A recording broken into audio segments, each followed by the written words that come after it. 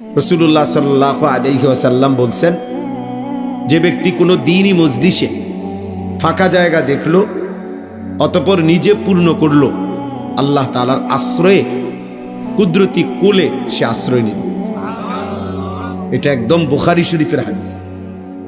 মান রাআ ফুরজাতান ফাজালাসা ফিহা ফাকাদ আওয়া ইলাল্লাহ। অনেক বড় ফজিলত। এজন্য ফাঁকা জায়গা দ্বীনি মাহফিলে, দ্বীনি মজমায় পূরণ করে বসা খুব নেকি। আরেকটা ছোট্ট অনুরোধ হলো, তোমরা ছেলেরা কেউ হাতে ধরা যে মোবাইল, এটি নামায় ফেলো, বন্ধ করে ফেলো। এমনি শোনো, আমি বললাম এই হাতে ধরে মোবাইল রেকর্ড করো না, ভিডিও করো না, এটা একদম বন্ধ করে দাও দোস্ত, আল্লাহর ওয়াস্তে। আমরা মনোযোগ দিয়ে আল্লাহর কথা শুনি, অল্প একটু সময় আল্লাহর কথা যে যতটা মহব্বতের সাথে দিল থেকে শুনে, আল্লাহ তার জিন্দেগি বদলায়। কিছুটা যদি পরিবর্তন না হয় কারোই, তো কি শুনলাম আর কি বললাম, আমারই বলার লাভ কি, তোমার আপনাদেরই শোনার লাভ কি? যে যেমন আছি এমনই যদি থেকে যাই বছরের পর বছর, দিনের পর দিন, তো বলেই কে, শুনেই কে, কার জন্যই বল? এটা ভাবা উচিত। আল্লাহর কথা তো পরিবর্তনের জন্য, সেটা যদি মোটেই না হয়, কারো যদি বিবেক না নড়ে, কারো যদি জিন্দিগি না বদলায়, তো এই মাহফিলগুলোর অর্জন কি? এতে অর্জনটা কি? কোথাও কম হইল, কোথাও বেশি হইল, তো কোথাও 10 লাখ লোকে হইল, তো কি হইল এতে? কোনো মাহফিলে যদি 50,000 লোক হয়, তাহলে ওই মাহফিলের সবার কবর রাজাব মাপত, বলেন না? তাহলে দেখার বিষয় তো হলো কারো দিল বদলাইলো কিনা, কারো জিন্দিগি বদলালো কিনা, কারো ভিতরে ফিকির আসছে কিনা, অনুভূতি জাগলো কিনা, এটা দেখার বিষয়। এটাই যদি না হয়, তো শুনলামই কি, বললামই কি, কার জন্য বললাম, কেন বললাম? এজন্য দোস্ত সবার এটা উচিত, মোবাইল ধরে রাখলে হাতে দিল জমে না, দিল জমে না। লুকাইয়া কৌশল করা, হ্যাঁ, ছবি উঠানোর, ভিডিও করার কোনো দরকার নেই। এমনি শোনো, নিজের ভালোর জন্য, নিজের কল্যাণের জন্য। আমাদের প্রত্যেকেই একটা জিনিস মনে রাখা দরকার, আমরা শেষ পর্যন্ত কিন্তু একাই। ঘুরে ফিরে দিন শেষে, বেলা শেষে, হায়াত শেষে আমরা একাই, আমরা একাই। এজন্য আমাদের একাই আমাদেরকে আল্লাহর সামনে দাঁড়াইতে হবে। আল্লাহ তাআলা কোরআনুল কারীমের মধ্যে স্পষ্ট বলছেন, আমি তোমাদেরকে প্রথম যেরকম একাকী বানাইছিলাম, একদিন আমি তোমাদেরকে এমন একাকী আমার কাছে ফিরে আনব। কামা খালাকনাকুম আউয়ালা মাররা, প্রথমবারের মতো। প্রথমবার যেমন একাকী মায়ের পেট থেকে বের করেছি, একদিন আমার সামনে হাসরের ময়দানে একাকী দাঁড় করাবো। ওয়া কুল্লুহুম আতিহি ইয়াউমাল কিয়ামাতি ফারদা। আল্লাহ তাআলা বলছে প্রত্যেকেই আল্লাহর সামনে দাঁড়াইতে হবে একজন একজন। ফারদান মানে একজন একজন। ফাইদা নুফিখা ফিস সূরি ফালা আনসাবা বাইনাহুম ইয়াউমাইদিন ওয়ালা ইয়াতাসাআলুন। আল্লাহ বলে যেদিন হাসরের ময়দান কায়েম হবে, সেদিন কেউ কাউকে হাসরের মাঠে নিজের কোনো বংশের পরিচয় দিবে না, আত্মীয়তার, সম্পর্কের, বন্ধুত্বের কোনো পরিচয় দিবে না। ওয়ালা ইয়াতাসাআলুন, কেউ কাউকে ভালো মন্দ কিছুই জিজ্ঞেস করবে না। আমারটা আমি, আমার বুঝ আমাকেই করতে হবে। ইকরা কিতাবাকা, আল্লাহ তাআলা বলবেন বান্দা তোমার আমলনামা তুমিই পড়ো। কাফা বিনাফসিকা আল-ইয়াওমা আলাইকা হাসিবা, আজ তোমার হিসাবের জন্য তুমি একাই যথেষ্ট, তুমি একাই বুঝ দাও। ইন্নাল্লাহা সায়ুকাল্লিমু, নিশ্চয়ই আল্লাহ তাআলা প্রত্যেকের সাথে কথা বলবেন। নবীজি বলছেন একজন একজন, এতটা একজন যে নবীজি বলছেন লাইসা বাইনাহু ওয়া বাইনাহু তারজুমান, আল্লাহর মাঝে আর বান্দার মাঝে একজন ফেরেশতাও থাকবে না, ফেরেশতাও থাকবে না, তারজুমান থাকবে না, মানে দোভাষী না, কেউ না, শুধুই আল্লাহ, শুধুই বান্দা। একাকী আল্লাহর মুখোমুখি হতে হবে। আল্লাহ তাআলা জিজ্ঞেস করবেন, আমাদেরকে উত্তর দিতে হবে। Lima ফাআলতা হাযা lima তারাকতা হাযা। আল্লাহ তাআলা আমলনামা দেখিয়ে জিজ্ঞেস করবেন, বান্দা এটা কেন করলে, এটা কেন ছাড়লে, এটা করছিলা কেন, এটা ছাড়ছিলা কেন। সুম্মা লা তুসআলুন্না ইয়াওমাইদিন আনিন নাঈম। আল্লাহ তাআলা বলেন, আমার দেওয়া সমস্ত নেয়ামত আমি সেদিন জিজ্ঞেস করব।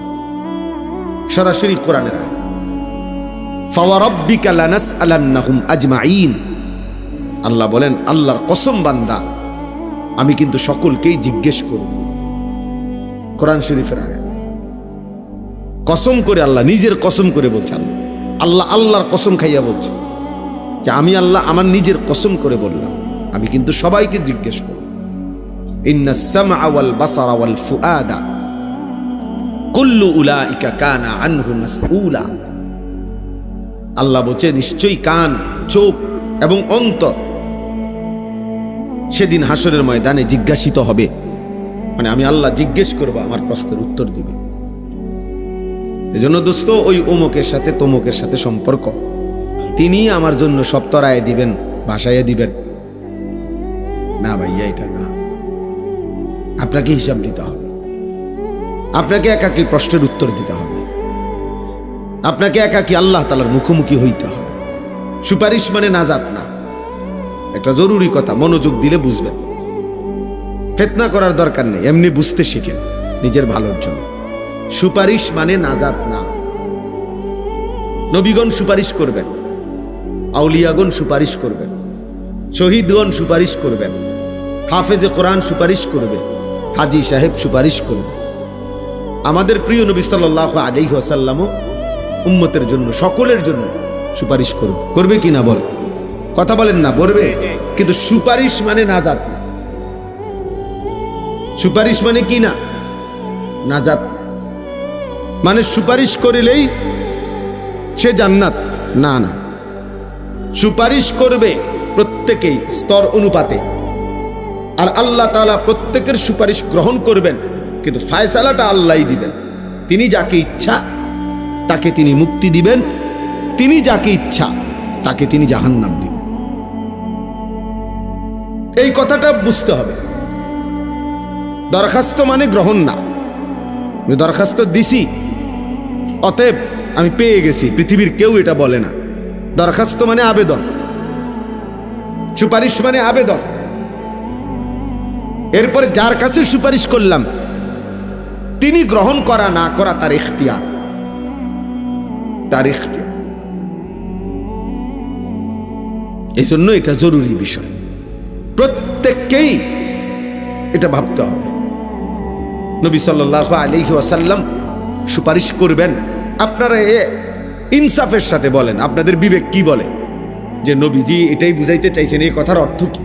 এই কথার অর্থ হলো, উম্মত, যে তুমি মৃত্যু পর্যন্ত চুরি, ডাকাতি, জিনা, ব্যভিচার, মদ, জুয়া, সুদ, ঘুষ, যত অন্যায় করতে থাকো, আমি সুপারিশ করে তোমারে জান্নাত দেব। এটাই তো অর্থ না? আপনাদের বিবেক কি বলে?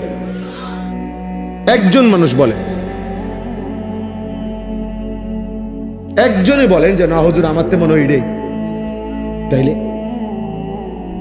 তাইলে এটা মনে রাখতে হবে, সুপারিশ তিনি সকলের জন্য করবেন, কিন্তু ফায়সালা কে দিবেন? আল্লাহ। হ্যাঁ, নবীকে আল্লাহ বলছেন, বন্ধু আপনাকে আমি খুশি করব, আপনার মুখে হাসি ফুটাবো। ওয়ালা সাউফা ইউতিকা রাব্বুকা ফাতারদা। এই পরিমাণ আপনাকে দেব যাতে করে আপনি সন্তুষ্ট হয়ে যাবেন, সুবহানাল্লাহ, আপনারে খুশি করে দেব। কিন্তু এরপরও কোথাও এই কথা বলে নাই যে আমি আল্লাহ তাআলা আপনার সুপারিশের পরে আমার কোনো ইখতিয়ার নাই, এ কথা আল্লাহ বলে নাই। সিদ্দিকীনের সুপারিশের পরে আমার কোনো ইখতিয়ার নাই, না। হাফেজ কোরআনের সুপারিশের পরে আমার কোনো ইখতিয়ার নাই, না, এ কথা বলে নাই। সুপারিশ করবে, কিন্তু ফায়সালা আল্লাহ। এই জন্য ছেলেরা, বাবারা, আমার এটা মূল উদ্দেশ্য বুঝানো। একটি মাহফিল তারা করছে, আমরাও করলাম, অমুকে করছে, তমুকেও করলো, এই গ্রামের ছেলেরাও করছে, ওই গ্রামের ছেলেরাও করলাম, ফাটাফাটি করলাম, প্রতিযোগিতা করলাম, দেখাই দিলাম। মানুষ আইনা জমা করলাম, কেউ হেলিকপ্টার দিয়ে হুজুর আনলাম, কেউ বিমান দিয়ে আনলাম, কেউ এর চাইতে বড় বক্তা আনলাম, কেউ লাখ টাকা দিয়ে হুজুর আনলাম। ঠিক আছে, মানুষ জমলো। হ্যাঁ, এরপরে কি অর্জন কি সেটা বল। অর্জন তো দেখা দরকার। অর্জনটা কি হলো আমার? হ্যাঁ, মানুষে কইছে আর কি আগামীকাল তার মাহফিলের লোক হইছে। হ্যাঁ, তো এরপরে কি হইছে বলছে আর কি। মনে করেন পুরা গ্রাম চুক্তি সবাই বলছে যে মানুষ আর মানুষ রে। হ্যাঁ, তো এরপরে খালাস। এটাই এই 2 লাখ টাকা খরচ করার মাকসাদ, এটাই যে মানুষে কইছে লোক হইছে, তে কামিয়াব সার্থক। এটা আমার এই 5 লাখ টাকা খরচ করা সার্থক। এটা বুঝে, এটা বুঝা দরকার বাবা, ছেলেরা বাবা তোমরাও বুঝা দরকার। ইনসাফ কি বলে? এই লৌকিকতা, এই প্রদর্শনী তো মূল মাকসাদ না। এটা তো জনসভা না, এটা তো ইলেকশনের প্রস্তুতি না, এটা তো ভোটের জন্য মানুষের দিল তৈরি করা না, এটা তো আখেরাতের জন্য দিল তৈরি করা। তো আখেরাত অর্জন হবে তো সেজদার মাধ্যমে, আল্লাহর বন্দেগীর মাধ্যমে, রাসূলুল্লাহ সাল্লাল্লাহু আলাইহি ওয়াসাল্লামের সুন্নাতের অনুসরণের মাধ্যমে, নিজের জিন্দেগিটা সুন্দর করার মাধ্যমে। তো সেটা যদি কখনোই আমার জীবনে না আসে, আমি যদি 60 বছরও বিড়ি সিগারেট ছাড়তে পারলাম না, তো আমার মধ্যে দিন আসলো। 60 বছর বয়সেও যদি আপনি গালি ছাড়া কথা বলতে পারেন না, তো দিন কোথায় আসবে? 40 বছর, এখনো 40 বছর ধরে প্রতিদিন ওজনে কম দেয় যেই ব্যবসায়ী, তো তার মধ্যে দিন আসলো কোথায় বলেন বাপ? যে মা যে বোন আজকে 25 বছর ধরে বেপর্দা, সবসময় রাস্তার পাশে পুকুরের পারে মানুষের চোখের সামনে গোসল করে, বেপর্দা হাঁটে চলে, তো এই মার জীবনে দিন আসলো? এই বোনের জীবনে দিন কোথায় আসলো? তোমরা যারা ছেলেরা দিনের পর দিন 1 ওয়াক্ত নামাজ পড়তে পারো না, পড়ো না, আমার ভাইয়া, তোমার মধ্যে দিন কোথায়? ইসলাম কোথায়? তুমি কোন হিসাবে জবাব দিবা? ইনসাফ করে ভাবো। আমি এই জন্য শুরুতে বলছি,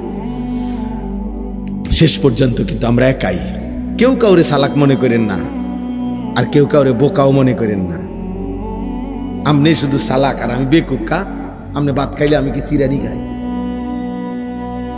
কথা বল। হ্যাঁ, আমনে 3 বেলা ভাত খাইলে আমরা কি সিরা খাই? তো আমি বেকুব হবো কেন? আমি বোকা হবো কেন? তুমি চালাক হইলা কেন? কেউ কাউকে জন্য বোকা ভাবতে নাই, সবাই বিবেকবান। বোকা পাগল হইতে পারে, বোকা প্রতিবন্ধী হইতে পারে, কিন্তু সুস্থ সবল মানুষ বোকা হবে কেন? এই জন্য আল্লাহর নবী সাল্লাল্লাহু আলাইহি ওয়াসাল্লাম বলছেন, আল মুমিনু গিররুন কারীম। মুমিন সাদাসিধে হয়, সহজ সরল হয়, করিম ভদ্র হয়, আর কি লা ইয়াখদাউ ওয়ালা ইউখদাউ। নবীজি বলেন মুমিন কাউকে ধোঁকা দেয় না, আবার নিজেও ধোঁকা খায় না। সুবহানাল্লাহ। লা ইয়াখদাউ ওয়ালা ইউখদাউ, ধোঁকা দেয়ও না, ধোঁকা খায়। মুমিন বেওকুফ হয় না। কেন বেওকুফ হবে? সে ঈমানদার। এজন্য আমি অনুরোধ করতেছি, এ কম হোক বেশি হোক, ছোট হোক বড় হোক, প্রত্যেকটা বয়ানের মধ্যে আমাদের মধ্যে যেন এই ফিকিরটা থাকে যে আমার কলিজার মধ্যে কোনো অনুভূতি আসছে কি। তাইলে 10 জনের মজমাও দামি, আর নাই তো 10 লক্ষের মজমাও বেদামি। কেউ বুট খাইলো, কেউ বাদাম খাইলো, কেউ চানাচুর খাইলো, কেউ চটপুরি খাইলো, কেউ ফটকা বাজাইলো, কেউ বেলুন, কেউ বিড়ি খাইলো, কেউ সিগারেট খাইলো, কেউ কতক্ষণ সুর দিল, কতক্ষণ কেউ নাচলো, কেউ গাইলো, কেউ ডুললো, এই আর কি তারে নারে করে শেষ হয়ে গেল। যার যে যার মতো, আগের মতোই ফজরের নামাজে মুসল্লি নাই, আগের মতোই বাজারের কোনো ব্যবসায়ীর জীবনে পরিবর্তন নাই, কারো আখলাকের মধ্যে ছিটে ফোটা কোনো পরিবর্তন নাই। তাইলে এই ওয়াজ, এই নসিহত, এই বয়ান কার জন্য? তাই আল্লাহ আমাদেরকে বুঝার তৌফিক দান করুন। আমিন। কোরআনুল কারীমের মধ্যে আছে আল্লাহ তাআলা রমজান মাস দিয়েছেন। আল্লাহ নিজে বলছেন, বান্দা দুইটা বিশেষ উদ্দেশ্যে আমি রমজান দিছি। এক, লাআল্লাকুম তাত্তাকুন, যেন তোমাদের একটি পূর্ণ মাস রমজান রহমত, মাগফিরাত, নাজাত, এত বড় শ্রেষ্ঠতম মাস পেয়ে যেন তোমরা প্রত্যেকেই মুত্তাকি হইতে পারো, গুনাহ থেকে বাঁচবার একটা হিম্মত যেন আসে, হিম্মত, আল্লাহর ইবাদত করার যেন একটা জজবা আসে, যে এত বড় রমজান আমি হায়াত পাইলাম, যা আর মিথ্যা বলবো না, আর চুরি করব না, আর হারাম খাবো না, আর নামাজ ছাড়বো না। এ আল্লাহ বলে আমি চাচ্ছিলাম এটা, এতগুলো রহমত দিলাম, মাগফিরাত দিলাম, নাজাত দিলাম, 70 গুণ নেকি বাড়ায়া দিলাম, জান্নাতের দরজা খুলে দিলাম, জাহান্নামের দরজা বন্ধ করে দিলাম, শয়তানগুলো শেকলে বন্দি রাখলাম, হ্যাঁ, রহমত, মাগফিরাত, নাজাত দিয়ে পূর্ণ করে দিলাম, সবে কদরের মতো 1000 মাসের চাইতে শ্রেষ্ঠতম দামি রাত দান করলাম, ইতিকাফের মতো তৌফিক দিলাম। এত কিছুর বিনিময়ে একটা মাস শেষ হইল, আমরা প্রত্যেকের চেহারা, সুরত, চলা ফেরা, আচরণ, উচ্চারণ যেইটা যেমন ছিল যদি ওই রকমই থাকে, তাহলে এই রমজান কার উপরে দিয়ে গেল? আমার কথাটা বুঝছেন নি ছেলেরা? বাবা তোমরা বুঝছো নি? বাপ, আমার বাবা বুঝতেছি। তাইলে বাপ, এই রোজাটা কার উপরে দিয়ে গেল? তাইলে এই রোজা রাইখা, রোজা রাখলাম, তারাবি পড়লাম, ইফতার করলাম, সাহরি খাইলাম, কই আমার আচরণের মধ্যে কোনো পরিবর্তন হলো না কেন? মান লাম ইয়াদা কাওলা যুর ওয়াল আমালা বিহি ফালাইসা লিল্লাহি হাজাতুন আন ইয়াদা তাআমাহু ওয়া শারাবা। নবীজি বলেন, মিথ্যা বলা, মিথ্যা আচরণ, মিথ্যা সাক্ষ্য, মিথ্যা যাবতীয় কাজ যে ছাড়তে পারলো না, এমন ব্যক্তির খাবার থেকে বিরত থাকা আর পানীয় থেকে বিরত থাকার কোনই প্রয়োজন আল্লাহর কাছে নাই। ফালাইসা লিল্লাহি হাজাতুন, আল্লাহর কাছে এর 2 পয়সার কোনো দাম নাই। নবীজি সাল্লাল্লাহু আলাইহি সাল্লাম বলছেন, আপনারা কত শুনছেন ওয়াজে, রমজানের শেষ দিন নবীজি মিম্বরের উপরে দাঁড়িয়ে আমিন বলছে 3 বার। শুনছেন না এই ওয়াজ? এটা কথা বলেন না, ইমাম সাহেবের কাছে শুনছেন না? তো এর মধ্যে জিব্রাইল বলছে নবীজিকে একটা কথা, হলো এই যে, ইয়া রাসূলুল্লাহ, রমজান যে পেল অথচ গুনাহ মাফ করাইতে পারলো না, আল্লাহ তাআলা আদখালাহুল্লাহুন নার, এমন নাফরমানকে আল্লাহ জান্নাত জাহান্নামে প্রবেশ করাবেন। ওয়া আবআদাহুল্লাহ, আল্লাহ তাআলা তার রহমের নজর থেকে তাকে দূরে সরিয়ে দেবেন। অভিশপ্ত ওই জীবন, ফেরেশতা যেন তার উপরে লানত দিছে যে তোর উপরে আল্লাহর লানত পড়ুক, রমজানের মতো এত বড় মাস পেয়েও তোর কোনো পরিবর্তন নাই, খোদার গজব পড়ুক তোর উপরে, আল্লাহর লানত পড়ুক তোর উপরে, আল্লাহর লানত পড়ুক। এত বড় রমজান পেয়েও একটা মিথ্যা বলা ছাড়তে পারলি না নাফরমান, নতুন করে নামাজ পড়া শিখলি না নাফরমান, কোনো কিছুই কোনো পরিবর্তন, চুল আগের মতো, প্যান্ট আগের মতো, জামা আগের মতো, আহা অসভ্যতা, নোংরামি, অস্থিরতা, নারী, ছবি, জিনা, ব্যভিচার, মদ, জুয়া, সুদ, ঘুষ, ওজনে কম দেওয়া, গালি, বিড়ি, সিগারেট, টেলিভিশন, নাটক, সিনেমা, যার যেইটা আগের মতোই। তো রমজানে কি অর্জন হলো বাবা? একটা ছেলে ভাই বোন সবাই একসাথে বদলায় না, আমরা জানি, সবাই একসাথে বদলাবে না, একজন হলে একজনই ভাই বোন। নবীজি তো বলছেন, এটা জিব্রাইল বলছে, লানত ওই ব্যক্তির উপরে, রমজান পেয়েও যে জীবনটা বদলাইতে পারলো না। যেমন মনে করেন হজে গিয়েও যার জীবন বদলাইল না, আল্লাহর ঘর দেখা, নবীর রওজা দেখা, তো তার পরিবর্তন আর কি দিয়ে হইব বলে? এজন্য আমরা কিতাবে পড়ছি কোন ব্যক্তির হজ কবুল হয়েছে কিনা এটার একটা বাহ্যিক প্রমাণ আছে, সব কিতাবে আছে এই কথা। উলামায়ে কেরাম মুহাদ্দিসিনে কেরাম বলছে এটার একটা বাহ্যিক নমুনা আছে। নমুনাটা কি? যে ব্যক্তির হজ্জের আগের আচরণ আর হজের পরের আচরণ পরিবর্তন বোঝা যায়। দেখা গেছে লোকটা আগে চা দোকানে আড্ডা দিত, বিড়ি খাইতো, সিগারেট খাইতো, গালিগালাজ করতো, টেলিভিশন দেখতো, নাচ গান দেখতো, সুদ খাইতো, ঘুষ খাইতো, কিস্তি নিত, হারামের সাথে ছিল। আলহামদুলিল্লাহ এখন হজের থেকে আইসা সব ছেড়ে দিছে, আল্লাহ বিল্লাহ করে, নামাজ রোজা করে, তাসবিহ তেলাওয়াত করে, বুঝাই যায় চেহারা। তো উলামায়ে কেরাম বলেন এটা প্রমাণ করে যে আল্লাহ তাআলা তার হজ কবুল করছে, কারণ তার মধ্যে কি হয়েছে? পরিবর্তন হয়েছে। কথাটা বুঝছেন কিনা বলেন? তাহলে রমজানেরও তো একটা উদ্দেশ্য আছে। আল্লাহ তাআলা আমাদেরকে একটা মাস যে খাদ্য পানীয় স্ত্রী মিলন থেকে দিনের বেলা বিরত রাখলেন, এর কি কোনো উদ্দেশ্য নাই?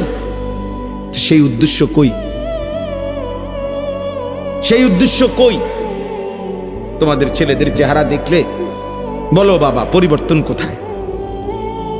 রমজান পেয়ে পূর্ণ এক মাস রোজা রেখেও কেন নামাজ পড়তে পারলা না? কেন পারলা না? রমজানের ওই দেখেন মোবাইল ধরেই রাখছে। মানে কিছু এত অসভ্য কিছু ছেলে এরকম এত বেয়াদব, মানে কলিজার ভিতরে যার মোবাইল ঢুকে গেছে, এই অসভ্যর পরিবর্তন কঠিন। ওর কথা হলো হুজুর তোমার বাপ না তোমার আব্বাইও যদি কয় আমি ছাড়তাম না মোবাইল। মোবাইল আমার প্রাণ, মোবাইল আমার প্রাণ ভ্রমরা। এই ভ্রমরা যদি টিপ দেয়, আগে শুনছি গল্প ছোটবেলায়, রাক্ষসের প্রাণ ছিল কিসে? ভ্রমরার ভিতরে। যে আমরা ছোটবেলায় গল্প শুনতাম না, ওই ভ্রমরা যদি কি টিপ দিয়ে মাইরা লায়, তাহলে রাক্ষস কি হয়ে যাবে? আজ অসংখ্য ছেলে পেলের এই অসভ্যদের জিন্দিগিটা, তার জীবন এটা। তার কোনো মা নাই, তার কোনো বাপ নাই, তার কোনো বংশ নাই, তার কোনো ধর্ম নাই, তার কোনো কোরআন নাই, তার কোনো আল্লাহ নাই, তার কোনো রসুল নাই। তার জীবন একটাই, একটা মোবাইল, একটাই। এই এক মোবাইল তার জীবন। এরপরে এর দ্বারা কি কোনো ভদ্রতা আছে? মানুষ কি মনে করে, মানুষ আমাকে কেমন জানে, কিচ্ছু আমার দরকার নেই। আমি মোবাইল চালাইতে পারতেছি, নারী ছবি অশ্লীল দৃশ্য এমবি আছে, চার্জ আছে, খালাস, নেট আছে। এবার আর আমার সমাজে ইজ্জত আছে না নাই এটা আমার দেখার দরকার নেই। আমার মনের চাহিদা তো পূরণ হইতেছে, আমার চাহিদা তো পূরণ হইতেছে। যার ফলে মুসলমানের ঘরে জন্ম নিয়া বাবা মা মুসলমান হওয়ার পরও সম্পূর্ণ নিজেকে ইসলাম থেকে বিচ্ছিন্ন করে তোমরা অসংখ্য ছেলে কাফেরের মতো চুল, কাফেরের মতো পোশাক আশাক লিবাস করে নিজেরে ইচ্ছা করে আলাদা করে লাইছো। তুমি বুঝাইয়াই দিছো যে আমি আসলে, যদিও আমার বংশ লোকে বলে মুসলমানের বংশ, কিন্তু আমি মূলত চলনে বলনে আমি বেঈমান। আহা বলো ভাইয়া, নাই তো এই চুল মুসলমানের চুল? তাইলে তোমার মা কোথায়, তোমার বাবা কোথায়, তোমার বংশ কি, তোমার ধর্ম কি, তোমার আল্লাহ কোথায়, তোমার রসুল কোথায় সাল্লাল্লাহু আলাইহি ওয়াসাল্লাম, তোমার কোরআন কোথায়, তোমার ছোটবেলার মক্তবের পড়ালেখাটা কই গেল, তোমার মায়ের আদর কই গেল, তোমার বাবার আদর কই গেল? কতজন ছোটবেলায় তোমার জন্য দোয়া করছিল, কতজনের কত আদরে তুমি বড় হইছ, বিনিময়ে আজ সব ভুলে বেঈমান কাফেরদের মতো নিজেকে সাজাইলা।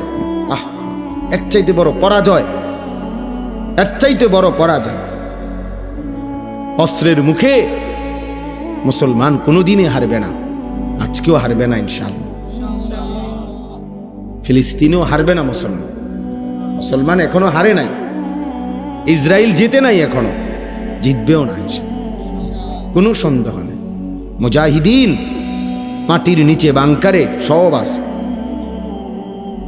মুজাহিদিন আছে, আরা শহীদ হয় নাই এখনো।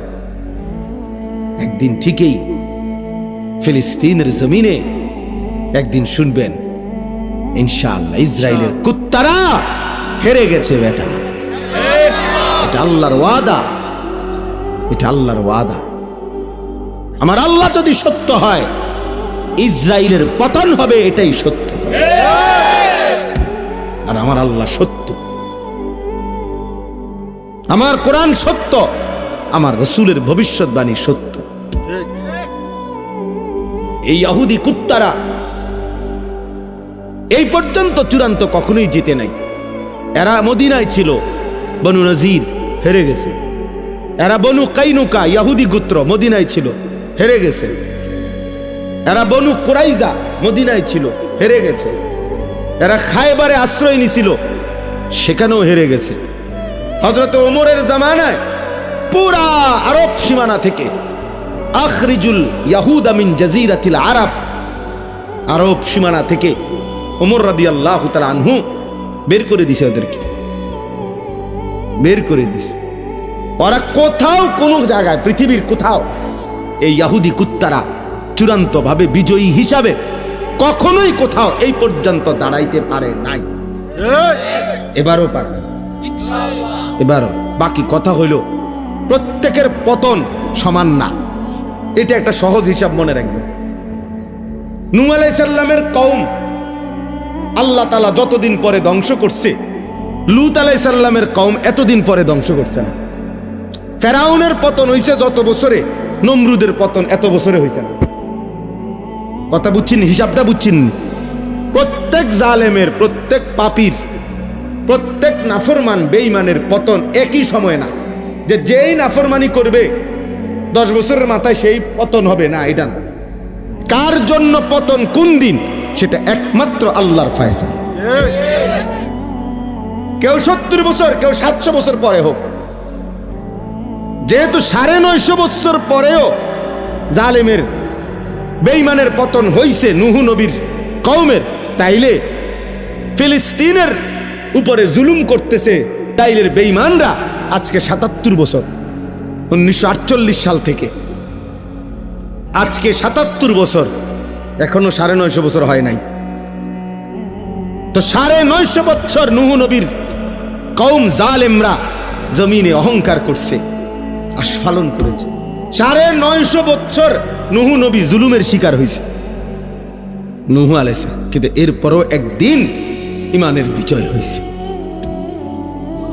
একদিন ঠিকই বেঈমান হেরে গেছে। এজন্য বন্ধু, সম্মুখ যুদ্ধে, মুখোমুখি যুদ্ধে, ওই ছেলে, এই ছেলে, তুমি কি করো বাবা? এনে বসে বসে, এই ডোরা কাটা শার্টওয়ালা ছেলে, বাবা তুমি কি করো বাপ? আস্তাগফিরুল্লাহ, আস্তাগফিরুল্লাহ। তার পুরা মনোযোগ হয় মোবাইলের দিকে, নয়তো তার ব্যক্তিগত কোনো ফিকির। আস্তাগফিরুল্লাহ। তোমার কাজ থাকলে চলে যাও বাবা।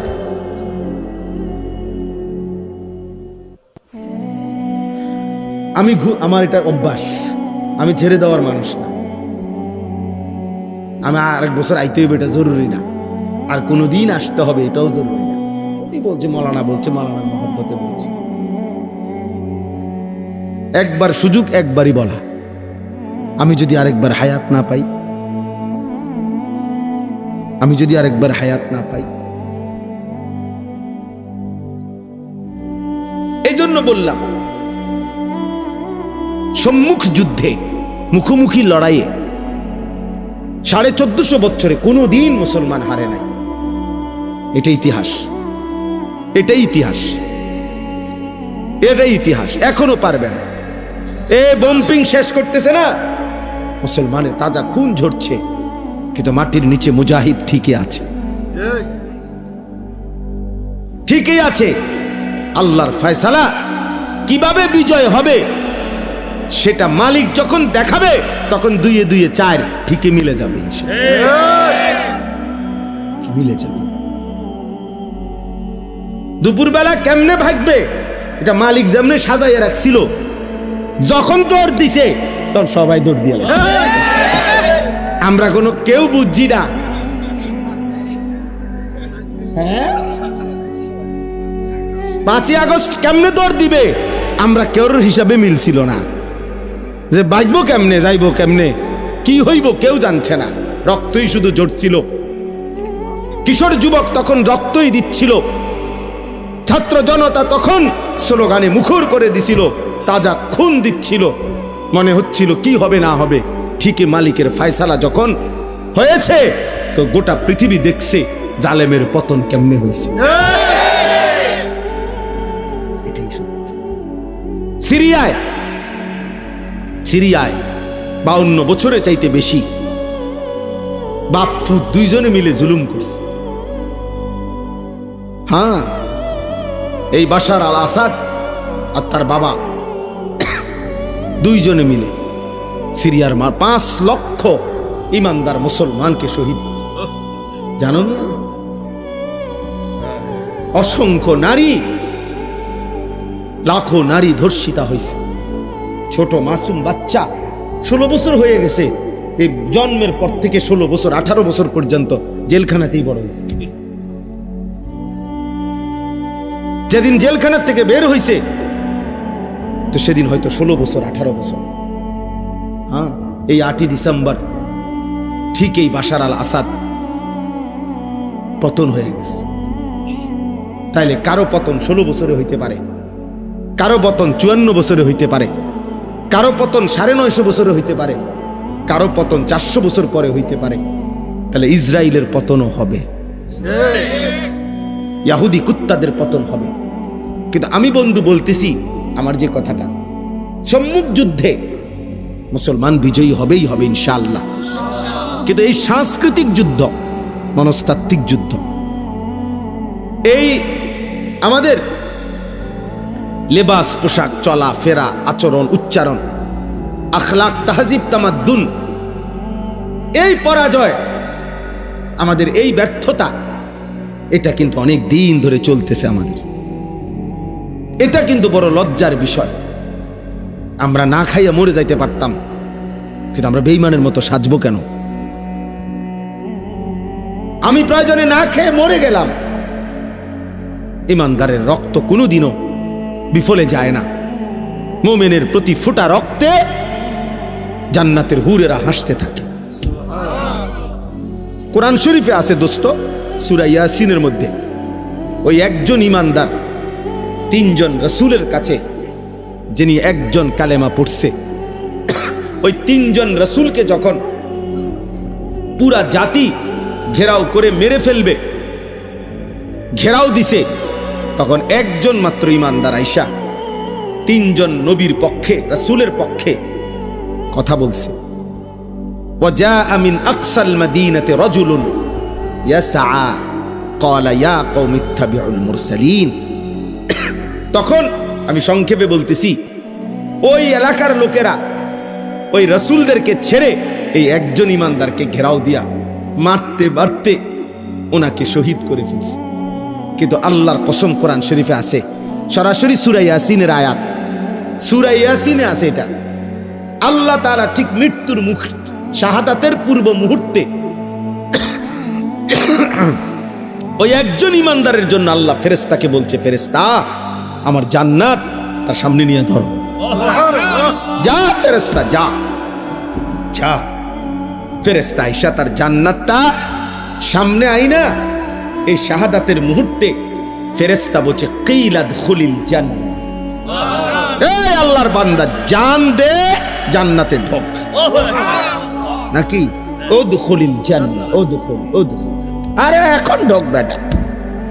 ওরা মনে করতেছে তোরে মারতেছে, না, ফেরেশতা বলতেছে আমি তোকে জান্নাতে রিসিভ করলাম।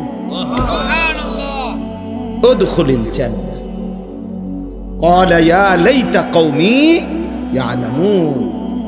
ওই ইমানদার তখন শেষ মুহূর্তেও বলছে, হায় আমার জাতি, তোমরা যদি বুঝতা যে তোমরা তো আমাকে মারো নাই, বরং তোমাদের এই মারার বরকতে আল্লাহ আমারে মেরে মাফ করে দিছে আর আমারে সম্মানিত বান্দাদের অন্তর্ভুক্ত করে দিছে। বিমা গফারালি রব্বি ওয়া জাআলানি মিনাল মুকরামিন। আমারে মাফ করে দিছে আল্লাহ। আমার রক্তের ফোঁটায় আমার জিন্দেগির গুনাহ মাফ। আমি সম্মানিতদের অন্তর্ভুক্ত হয়ে গেছি, আমি জান্নাতীদের অন্তর্ভুক্ত হয়ে গেছি। এজন্য ভাইয়া মুসলমান জিতবেই, কিন্তু তুমি যে চেহারায়, সুরতে, লেবাসে, পোশাকে হেরে গেলা, তুমি যদি ঘুরে দাঁড়াইতে না পারো, তুমি যদি ঘুরে দাঁড়াইতে না পারো, তখন কি হবে? তখন কি হবে বাপ? এক ওয়াক্ত নামাজ না পড়তে পড়তে এভাবে 10 বছর, এভাবে 20 বছর, একদিন যদি আর কোনোদিন আল্লাহ তাআলা আখিরাতের কথা মনে না করায়, হ্যাঁ, সারা রাত উলঙ্গ ছবি দেখতে দেখতে যে ছেলেরা ঘুমাও, শরীরটা নাপাক, নারী ছবি দেখলে এটা নিশ্চিত শরীর নাপাক হয়ে যায়। এই বীর্যপাতের কারণে শরীর তো নাপাক হইছে, এশার নামাজও পড়ো নাই, এক ওয়াক্ত নামাজও পড়ো নাই, এই অবস্থায় ঘুমায়েই রইলা। যদি এই ঘুম আর না ভাঙ্গে, যদি এই অবস্থায় এক বোমার আঘাতে, এই আজকের পত্রিকা তো আসছে, ফিলিস্তিনি এক বাচ্চা 6 বছরের সাক্ষাৎকার দিছে। সে বলছে, আমি আমার সাথীদের সাথে খেলতেছিলাম, হঠাৎ করে বোমা আসছে, পড়ছে, আমি বেহুশ হয়ে গেলাম, হুঁশ ফিরে আসছে, আর আমি দেখি আমার হাতটা নাই। আমার হাতটা, আমার থেকে 6 বছরের মাসুম বাচ্চা বলতেছে, আমার হাতটা, আমার হাত ছুটে, আমার এই হাতটা আমার সাথে নাই, বোমার আঘাতে উড়ে গেছে। ইমানদার,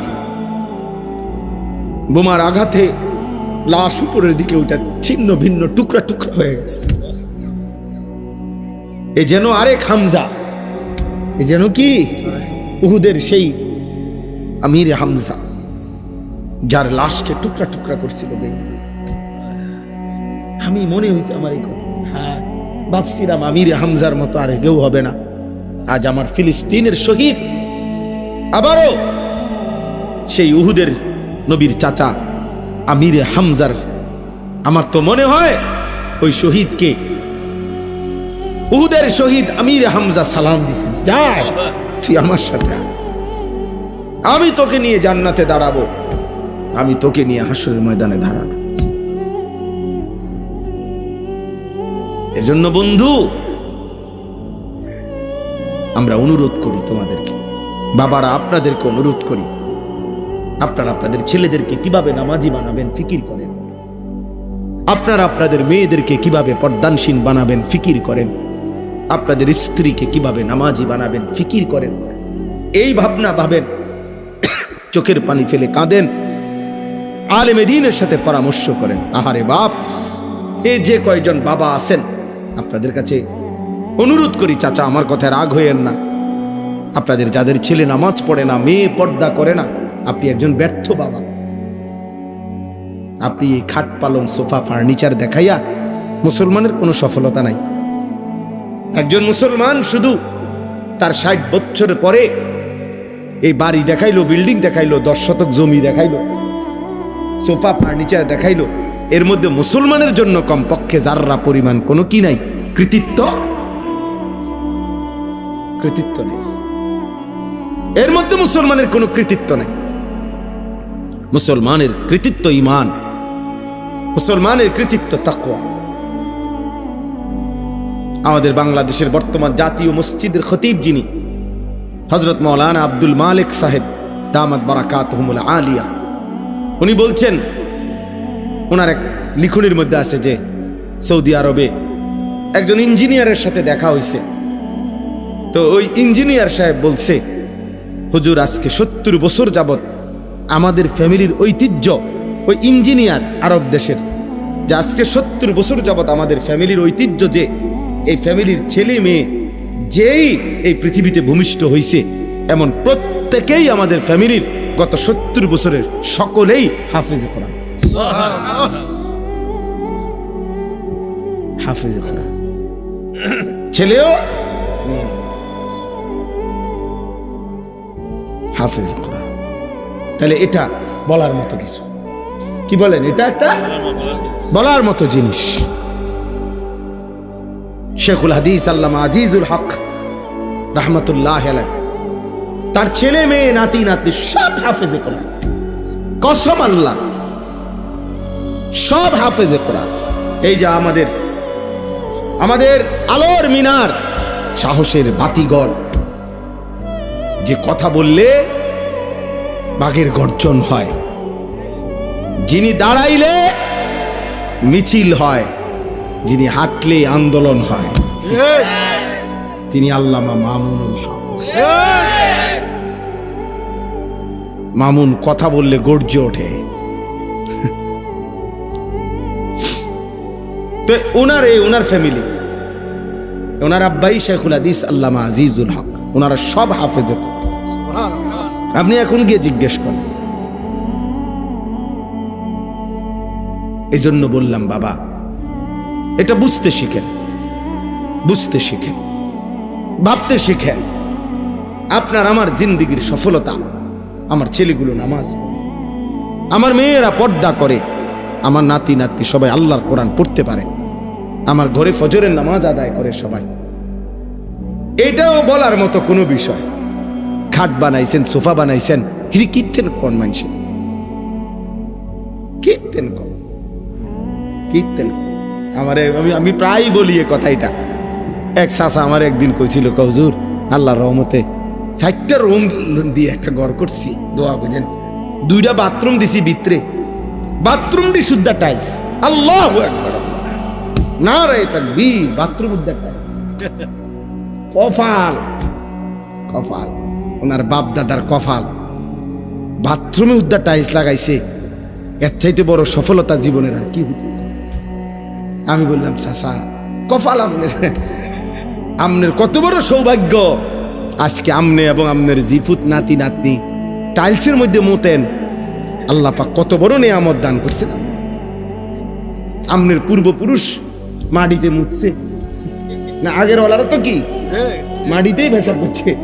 এখন আমনে এবং আমনের পরবর্তী জেনারেশন এখন থেকে টাইলসে মুতবে। এর চাইতে বড় সৌভাগ্য জীবনের অর্জন আর কি হইতে পারে? এটা আলাদা ক্রেস্টে বাধাই করা দরকার। বলে এটা একজন মুমিনের সফলতা না। আমার কথা শেষ। আমি এটাই বলতে চাই,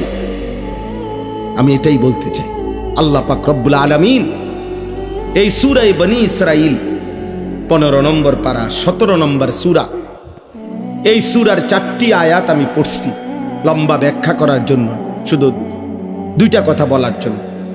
এখানে এই 4টি আয়াতের মধ্যে আল্লাহ তাআলা একটা কথা বলছে যে বন্ধু, আপনি আমারে 3টা জিনিস, নবীজিকে আল্লাহ বলছে, 3টা জিনিস আপনি আমারে বুঝাইয়া দেন, আর হকের বিজয় আমার থেকে বুঝান। বুঝেননি সহজ বাংলা কথাটা? 3টা আমল আপনি আমারে শতভাগ বুঝাইয়া দেন, আর আমি আল্লাহ থেকে হকের বিজয়, বাতিলের পরাজয় এটা বুঝে নেন। 3টি আমল হলো আকিমিস সালাত লিদুলুকিশ শামসি ইলা গাসাকিল লাইলি ওয়া কুরআনাল ফাজর ইন্না কুরআনাল ফাজরি কানা মাশহুদা। সহজ কথা হইল, ব্যাখ্যা ছাড়ার জন্য বলতেছি অল্প কথায়। অর্থ হইল ফজর সহ 5 ওয়াক্ত নামাজ। কি সহ? বিশেষ করে ফজর 5 ওয়াক্ত নামাজ আপনি আমারে বুঝাই দেন। ফজর সহ 5 ওয়াক্ত নামাজ। কি সহ? আবার বলেন। এইভাবে কোরআন শরীফের আয়াত এটার। 2 অমিনাল লাইলি ফাতাহাজ্জাদ বিহি নাফিলাতাল লাক আসা আন ইয়াবআসাকা রাব্বুকা মাকামাম মাহমুদা। অর্থ হইল রাত্রি গভীরে তাহাজ্জুদ নামাজ। 5 ওয়াক্ত নামাজের অতিরিক্ত আর একটা নফল বিশেষভাবে আমারে বুঝাই দেন, নফল নামাজ, সেটা হলো তাহাজ্জুদ, রাতের গভীরের তাহাজ্জুদ। আর 3 নাম্বার ওয়াকুর রব্বি আদখিলনি মুদখালা সিদকিন ওয়া আখরিজনি মুখরাজা সিদক ওয়াজআলনি মিন লাদুনকা সুলতানান নাসীরা। সংক্ষেপ কথা হলো দোয়া। সংক্ষেপ কথা হলো কি? দোয়া। বেশি বেশি দোয়া করেন। 5 ওয়াক্ত নামাজ ফজর সহ আদায় করেন। রাত্রি গভীরে তাহাজ্জুদ পড়েন, বেশি থেকে বেশি কি করেন। এরপরে এই 4 নম্বর আয়াতে আল্লাহ বলেন ওয়াকুল জা আল হক, এরপরেই কইলাম আমনে কইবেন যে জা আল হক, হক চলে এসেছে, ওয়া যাহাকাল বাতিল, বাতিল ভাগ্য গেছে, বাতিল পলাইছে। ইন্নাল বাতিলা কানা যাহুকা, নিশ্চয়ই বাতিলের পতন অবশ্যম্ভাবী হবেই হবে। ইন্না, নিশ্চিত আল্লাহ বলছে দুশ্মন হেরেই যাবে, বাতিল হেরেই যাবে, হেরেই যাবে। এজন্য দোস্ত আমার, বন্ধু আমার, ছেলেরা আমার, আমি অনুরোধ করছি বাবা, পৃথিবীর এই পরিস্থিতিতে যদি সামান্যতম বিবেক থাকে ভাইয়া, কমপক্ষে তোমরা ছেলেদেরকে বলি বাবা, যদি ন্যূনতম বিবেক থাকে তাহলে আল্লাহকে মানো। এটা নূহ নবীর ঘটনা না, এটা মুসা নবীর ঘটনা না, বরং এই মুহূর্তের রানিং পৃথিবীতে এই মুহূর্তের জলজ্জান্ত ঘটনা যে মুসলমানের উপরে এইভাবে জুলুম হচ্ছে। আমার ভাই, আমার মা, আমার বোন এভাবে আহাজারি করতেছে। একটি অঞ্চলের সমস্ত মুসলমান তাদের বসত বিটার শেষ চিহ্নটাও মিশায় দিছে। এমন যে জাতির, সেই জাতির আরেক অংশ দিন রাত মোবাইল টিপতেছে, নাচ গান দেখতেছে, এটা মানায় না। প্রিয় ভাই, এটা মানায় না। তোমার মায়ের এর কান্না দেখে তুমি নারী দেখবা, ছবি দেখবা, এটা ইনসাফ না। তোমার বোনের এত বড় বেইজ্জতি দেখে, আহাজারি দেখে, 6 বছরের 3 বছরের বাচ্চার 7 ঘন্টা 9 ঘন্টা লাইন ধরে একটা ছোট মাসুম বাচ্চা একটু স্যালাইনও না, একটু পানিও না পাচ্ছে না। আমার 3.5 বছরের একটা মেয়ে আছে, রাত্রেবেলা ওই আমার সাথেই ঘুমায়। আমি আমার এই ছোট মেয়েটা আমার বালিশের পাশে একটা গ্লাসে সবসময় পানি রাখি। আমি সব সময় দেখি আমার এই বাচ্চা মেয়েটা হঠাৎ হঠাৎ ঘুমের থেকে উঠা একটু পানি খায়, ফের পানির তৃষ্ণা লাগে, মনে হয় আবার ঘুমায় যায়।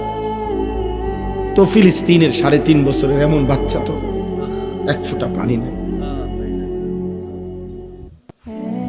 আমি রাতের 3:30 বাজে গেলেও আমার মেয়েটা সজাগ থাকে আমার জন্য, কসম আল্লাহ। 3টা 2টা বাজে তো আমি আসলে আমারে বুকে জড়াইয়া ঘুমায়। তো ফিলিস্তিনের 3 বছরের বাচ্চা মেয়ে, বাচ্চা ছেলে, তার বাবা কোথায়, তার মা কোথায়?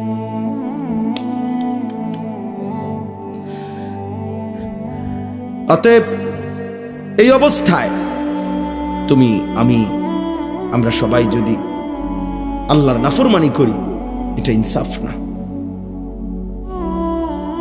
ফিলিস্তিন 77 বছর ধরে নির্যাতিত, কাশ্মীর 78 বছর 1947 থেকে নির্যাতিত, রোহিঙ্গা মুসলমান 61 বছর ধরে নির্যাতিত 1964 ইংরেজি থেকে। তুমি হিসাব করো, আমার কাছে হিসাব আছে সব। তাইলে 77 বছর ধরে ফিলিস্তিন নির্যাতিত হবে, 64 বছর ধরে রোহিঙ্গার মুসলমান নির্যাতিত হবে, 78 বছর ধরে কাশ্মীরের মুসলমান নির্যাতিত হবে। তুমি বন্ধু কোনোদিন নির্যাতিত হবা না, এর নিশ্চয়তা তোমার কাছে কোত্থেকে আসবে? কথা বলেন না। আমাদের উপরে কখনোই কোনো মুসিবত আসবে না। প্রিয় ভাই, তুমি কেমনে বুঝলা? তুমি কেমনে বুঝলা? তুমি কেমনে এতটা নিশ্চিন্ত হইয়া গেলা যে তোমার উপরে কোনো মুসিবত আসবে না? তুমি এইভাবে আল্লাহর সাথে বিদ্রোহ করতেছ। এক ওয়াক্ত নামাজ নাই, সেজদা নাই, দিন নাই, রাত নাই, নারী, ছবি, নাচ গান, মদ, জুয়া, সুদ, ঘুষ, মিথ্যা, চুরি, ডাকাতি, জিনা, ব্যভিচার, হারাম, নাফরমানি, জওয়ান কিংবা বুড়া, আমি কিংবা আপনি, নারী কিংবা পুরুষ, আমরা যেভাবে আল্লাহর নাফরমানি করছি, বলেন আমাদের উপরে কি কখনোই এমন আযাব আসতে পারে না? আল্লাহ আমাদেরকে বুঝ দান করেন, আল্লাহ আমাদেরকে কবুল করে নেন, আল্লাহ আমাদের জিন্দেগি সুন্দর করে দেন। এই আয়েশা সিদ্দিকা মহিলা মাদ্রাসা আল্লাহ তাআলা কবুল করে নেন। রাসূলুল্লাহ সাল্লাল্লাহু আলাইহি ওয়াসাল্লামের স্ত্রী আম্মা জান আয়েশা সিদ্দিকা রাদিয়াল্লাহু তাআলা আনহা, নবী সাল্লাল্লাহু আলাইহি সাল্লাম সবচেয়ে বেশি বিবিদের মধ্যে ভালোবাসতেন তাকে, আয়েশাকে। মাত্র 9 বছরে নবীজির ঘরে যখন উনি আসছে তখন হযরতে আয়েশার বয়স ছিল 9। নবীজি সাল্লাল্লাহু আলাইহি সাল্লাম যখন ইন্তেকাল করছেন তখন উনার বয়স হলো 18, মানে আয়েশা। তাহলে উনি নবীজির কাছে ছিলেন কয় বছর? বরাবর 9 বছর। এই 9 বছরে তিনি রাসূলুল্লাহ সাল্লাল্লাহু আলাইহি সাল্লাম থেকে এই পরিমাণ হাদিস শিখছেন, এই পরিমাণ দ্বীন শিখছে, কোরআন এবং সুন্নাহ, যে সমস্ত সাহাবীদের মধ্যে সবচেয়ে বেশি হাদিস বর্ণনাকারী সাহাবীদের তালিকায় 2 নাম্বার, সেকেন্ড এই আয়েশা। সুবহানাল্লাহ। সব পুরুষ পিছে হালাই দিছে, শুধু ফার্স্ট হলো আবু হুরায়রা, আর এর পরের জনে হযরত আয়েশা সর্বাধিক হাদিস বর্ণনাকারী। এবং শুধু হাদিস বর্ণনাকারী, কিতাবে স্পষ্ট আছে নবীজির ইন্তেকালের পরে মৃত্যু পর্যন্ত আম্মা জান আয়েশা পর্দার আড়ালে থেকে সাহাবী তাবেঈ তাদেরকে দ্বীন শিখাইতেন, ফতোয়া দিতেন, মাসআলা বলতেন। হযরত ওমরের জামানায় রাষ্ট্রীয় গুরুত্বপূর্ণ বহু মাসআলার সমাধান সিদ্ধান্ত নিছেন ওমরের মতো সাহাবীদেরকে নিয়ে হযরত আয়েশার ফতোয়ার আলোকে, আম্মা জান আয়েশার ফতোয়ার আলোকে। ইন্নামাল মাউ মিনাল মা, এই মাসআলার ফতোয়া আয়েশার ফতোয়া। এত বড় সাহাবিয়া ছিলেন তিনি, নবীজির প্রিয়তমা স্ত্রী ছিলেন। ওনার বরকতময় নামে এই মাদ্রাসা। মুসলমানের মেয়েদেরকে দ্বীন শেখা জরুরি। ওয়াযকুরনা মা ইউতলা ফি বুয়ুতিকুন্না মিন আয়াতিল্লাহি ওয়াল হিকমা, এ তো কোরআনের সরাসরি আয়াত। সূরা আহজাবের 34 নম্বর আয়াত।